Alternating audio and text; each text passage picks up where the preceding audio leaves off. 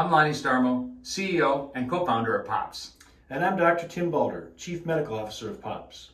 When it comes to glucose meter, the topic of accuracy is a very common one. Let us start by saying the POPS Rebel meter has 100% passed FDA guidelines for accuracy. In fact, we take this topic seriously. I personally make all my type 1 diabetes decisions, including insulin dosing, solely from the results of my Rebel meter. I trust this device with my life. So, what are the questions about accuracy in glucose testing?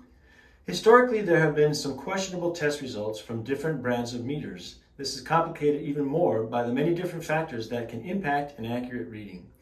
Let's start first with the 2016 standard for accuracy that the FDA released for all new brands of meters going through FDA clearance.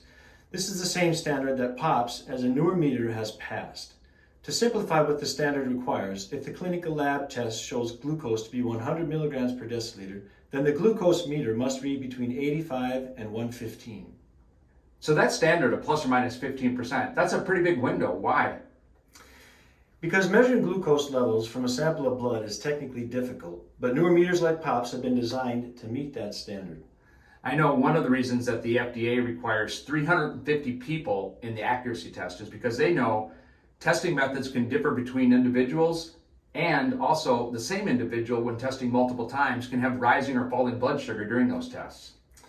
Yes, and reasons like these are why it is difficult to compare results of one meter to a different meter, and why it is difficult to compare one glucose test to another using the same meter. Comparisons like these are the most common accuracy complaint from individuals. So people really shouldn't be doing two different meters and comparing the results to judge which is accurate. That's right. As doctors, we always recommend not comparing meters as an accuracy test and not to do sequential measurements to compare. And if you do, remember each of those meters may have a plus and minus 15% window of accuracy. So if your glucose is really 100, one meter can read 85, another could read 115, and both would still be accurate. Right. So the FDA test is still the gold standard of accuracy. If you have any other questions about this topic, please contact our support squad in the help tab of your app. One thing that they can also do is send you a control solution. That's the best way to check whether your POPS meter is really measuring accurately.